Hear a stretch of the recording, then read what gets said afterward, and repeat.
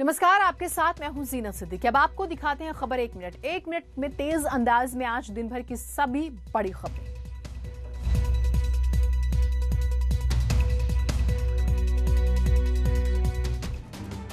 बागपत में बीच सड़क दंगल हो गया जो कैमरे में भी कैद हो गया। मामला बागपत कोतवाली के सोनीपत स्टैंड का है, जहां दो टैक्सी ड्राइवर आपस में भिड़ गए। दोनों टैक्सी ड्राइवरों के बीच जमकर मारपीट हुई। दरअसल दोनों ड्राइवर सवारी बैठाने को लेकर आपस में भिड़ गए। काफी देर तक दोनों के बीच मारपीट होती रही। मारपीट का वीडियो सोशल मीडिया पर वायरल हो गया। अलीगढ़ में कार ड्राइवर ने सिपाही को गाड़ी के बोनट पर टांगकर सड़क पर कार दौड़ा दी। कार चालक की दबंगई का वीडियो सीसीटीवी में कैद हो गया। सिपाही ने कार ड्राइवर को गाड़ी रोकने के लिए इशारा किया, जिसके बाद कार ड्राइवर ने कार की स्पीड और बढ़ा दी।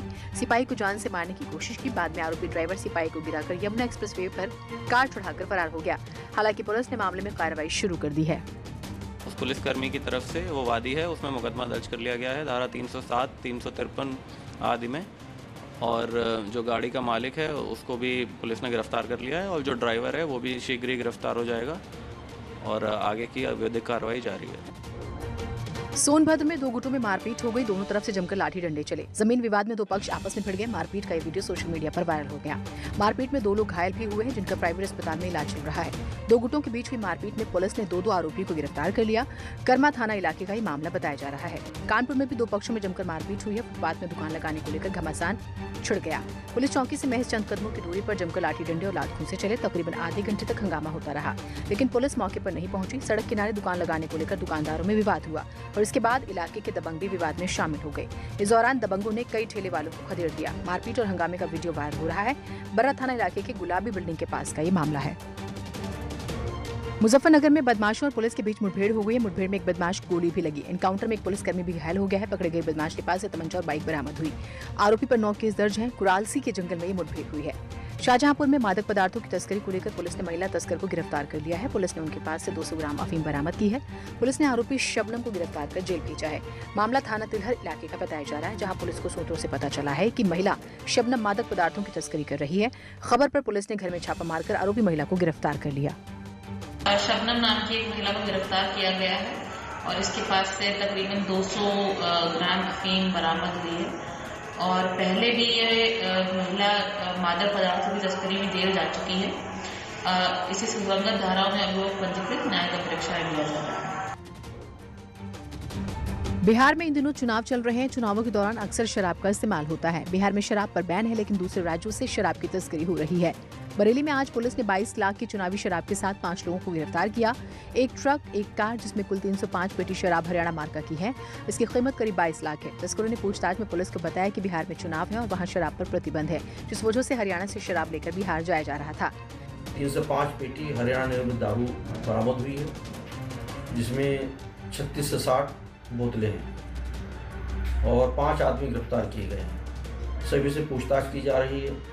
ये किस फैक्ट्री से निर्मित हुई, ये बिहार में कहाँ जा रही थी, गाड़ी का मालिक कौन है, इसके बारे में विवेचना की जा रही है और विधिक कार्रवाई की जाए। कन्नौज के गुरसहायगंज इलाके कुर्डीपुरवा गांव से संदिग्ध परिस्थितियों में लापता हुई बच्ची के मामले में पुलिस ने बालिका के अपहरण की बात को खारिज किया।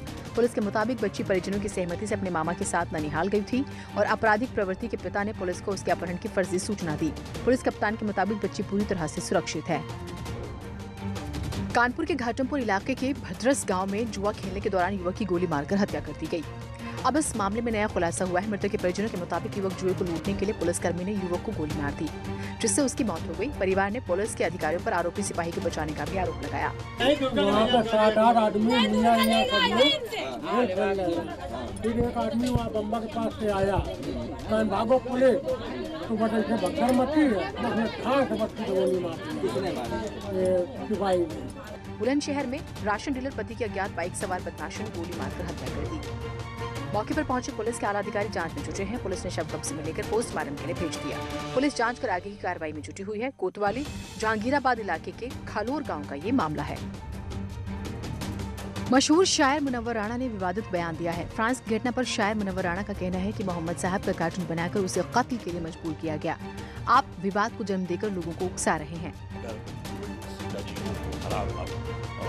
व्यवस्था में भगवान राम का कोई कार्टून दिखा दिया जाए, रावण का ऐसा कोई कार्टून दिखा दिया जाए, तो हम तो आला-ऐलान हम ये कहेंगे कि इस आदमी को मार देना चाहिए। जो नफरत फैलाता है, जो नफरत फैलाने की कोशिश कर, जाहिर सी बात है जब जुनून में उसने किया है तो उसको पागल मान लेना होगा, और पागल ने किया तो ठीक किया, पागल को कौन रोक लेगा। मशहूर शायर मुनव्वर राणा के विवादित बयान पर मोहसिन रजा ने निशाना साधा।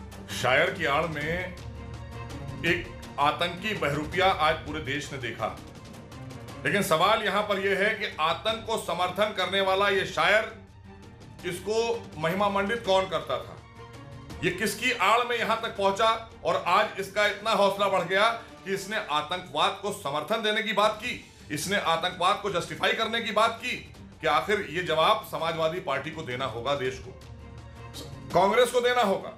उपचुनाव को लेकर चुनावी दौरे पर सीएम योगी जौनपुर पहुंचे। यहां उन्होंने आम लोगों को संबोधित करते हुए बयान दिया।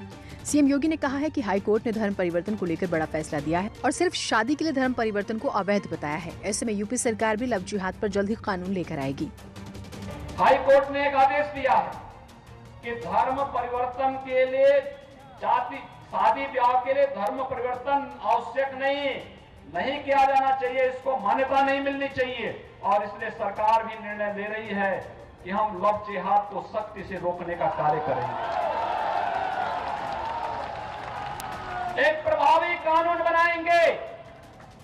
छद्मवेश में चोरी छुपे, नाम छुपा करके, स्वरूप छुपा करके जो लोग बहन बेटियों की इज्जत के साथ खिलवाड़ करते हैं, उनको पहले से मेरी चेतावनी, अगर वे सुधरे नहीं तो राम नाम सत्य है की यात्रा अब निकलने वाली है। आज सरदार वल्लभ भाई पटेल की 145वीं जयंती है। पूरा देश राष्ट्रीय एकता दिवस के तौर पर आज के दिन को मनाता है। पीएम मोदी ने गुजरात के केवड़िया में सरदार पटेल की प्रतिमा स्टैच्यू ऑफ यूनिटी पर जाकर उन्हें श्रद्धांजलि दी और उन्हें याद किया। इसके बाद पीएम मोदी ने राष्ट्रीय एकता दिवस पर आयोजित परेड की सलामी ली। इस मौके पर सुरक्षा बलों ने भव्य परेड का आयोजन किया।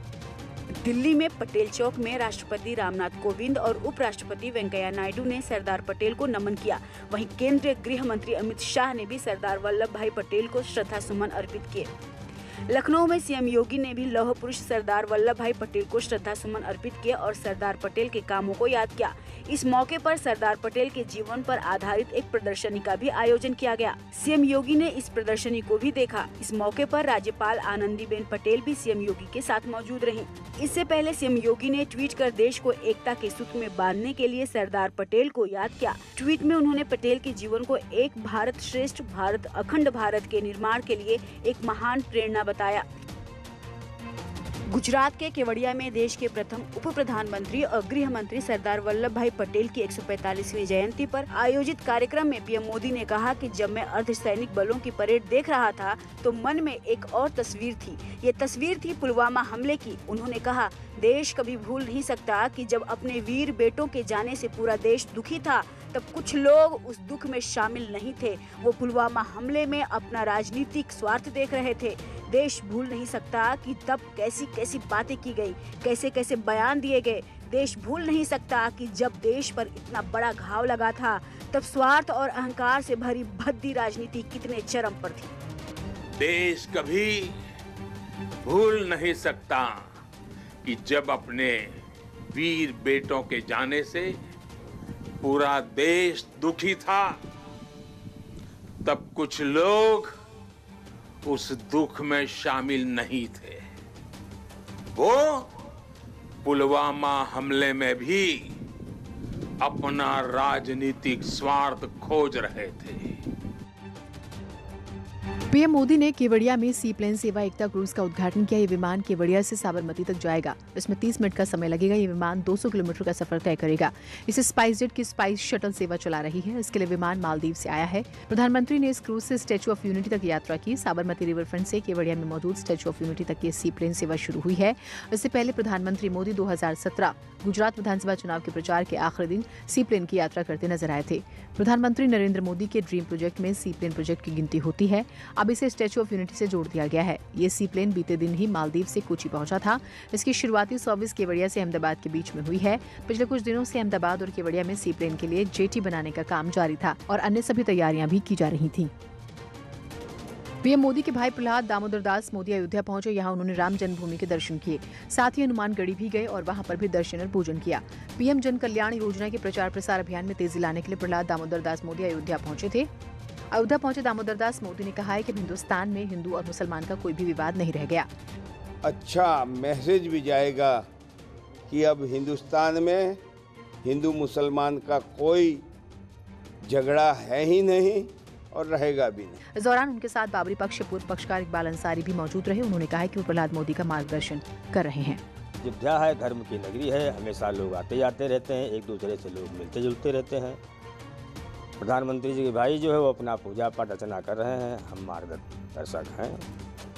भदोही के ज्ञानपुर से विधायक विजय मिश्र और उनके परिजनों पर लगातार पुलिस का शिकंजा कसता जा रहा था। विधायक विजय मिश्र, उनकी पत्नी रामलली मिश्रा और बेटे विष्णु मिश्र पर मकान फर्म पर कब्जा करने का मुकदमा दर्ज है। विधायक और उनके बेटे पर रेप के आरोप में भी बीते दिनों मुकदमा दर्ज हुआ है। रिश्तेदार द्वारा मुकदमा दर्ज कराने के बाद विधायक को मध्य प्रदेश से गिरफ्तार किया गया था, जब से वो जेल में बंद हैं, जबकि उनकी पत्नी को सशर्त जमानत मिल गई है। वहीं विधायक का पुत्र विष्णु फरार चल रहा है। विष्णु मिश्र के पास पासपोर्ट है, इसे लेकर पुलिस को आशंका है कि विष्णु मिश्र देश से भाग सकता है। भदोही पुलिस अधीक्षक ने विधायक के बेटे के खिलाफ लुकआउट नोटिस जारी किया है। उन्होंने इस मामले में ब्यूरो ऑफ इमिग्रेशन को पत्र भेजा है। कि जो मुकदमा लिखा गया था विधायक, उनकी पत्नी और बेटे के खिलाफ, उसमें विधायक तो गिरफ्तार हो गए और वो इस समय जेल में हैं। उनकी पत्नी जो MLC हैं उनको एंटीसिपेटरी बेल मिल गई थी सशर्त इलाहाबाद हाई कोर्ट से, और बेटे की रिजेक्ट हो गई थी। अभी उनका जो बेटा विष्णु मिश्रा है वो गिरफ्तारी से बचने के सारे प्रयास कर रहा है। CGM न्यायालय द्वारा 82 CRPC की भी कार्रवाई कर दी गई है। कानपुर गोलीकांड के मास्टरमाइंड विकास दुबे का खजांची जय वाजपेयी अपनी कारों में फर्जी नंबर प्लेट लगाता था और अवैध कामों के लिए उनका इस्तेमाल करता था। जय वाजपेयी से 9 घंटे की पूछताछ के बाद पुलिस ने ग्रीन बेल्ट में छिपाकर रखी गई 10 फर्जी नंबर प्लेट बरामद की है। पुलिस छानबीन में जुट गई है कि कहीं इन 10 नंबर प्लेट का लिंक विकास दुबे से तो नहीं है। जय वाजपेयी को पुलिस कस्टडी रिमांड पे लिया गया था और रिमांड के दौरान अभियुक्त की निशानदेही पे 10 गाड़ियों की नंबर प्लेट्स बरामद हुई हैं और इन नंबर प्लेट्स की जांच की जा रही है। उनमें से कुछ नंबर प्लेट संभवतः फर्जी रही होंगी, उनकी जांच की जा रही है। सूत्रों की माने तो इसमें से कुछ प्लेट राजनीतिक दलों के नेताओं के नाम पर भी हैं, लेकिन पुलिस पूरी जांच के बाद ही मामले का खुलासा करेगी। जय वाजपेयी की मुसीबतें भी बढ़ती चली गई। पुलिस की रिमांड में जय वाजपेयी के निशानदेही पर 10 नेम प्लेट्स मिली। एक आदमी की, एक गाड़ी की 10 नेम प्लेट्स। अब पुलिस उस जांच में लगी है कि आखिर ये नेम प्लेट्स में पड़े नंबर किन लोगों के हैं, जिस पर पुलिस अब अपना शिकंजा भी कसेगी। फिलहाल जय वाजपेयी की परेशानियां कहीं से कम होती नहीं दिख रही। वीडियो जर्नलिस्ट आशीष पांडे के साथ अमित गंजू, न्यूज़ 18 कानपुर। एक छोटे से ब्रेक के लिए रुक रहे, कहीं मत जाइएगा।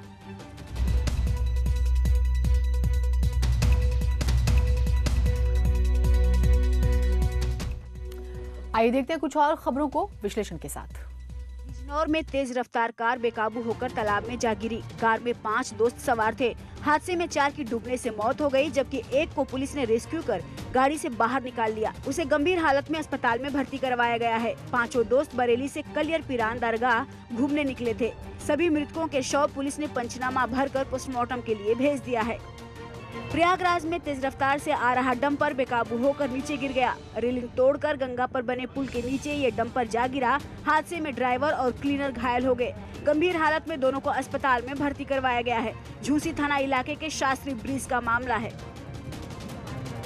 कासगंज में भी रफ्तार का कहर देखने को मिला, जहां तेज रफ्तार पिकअप ने महिला समेत बाइक सवार को रौंद दिया। महिला की मौके पर ही मौत हो गई। 55 साल की ये महिला सुबह सड़क किनारे लकड़ी बीनने निकली थी। वहीं बाइक सवार युवक की हालत गंभीर है।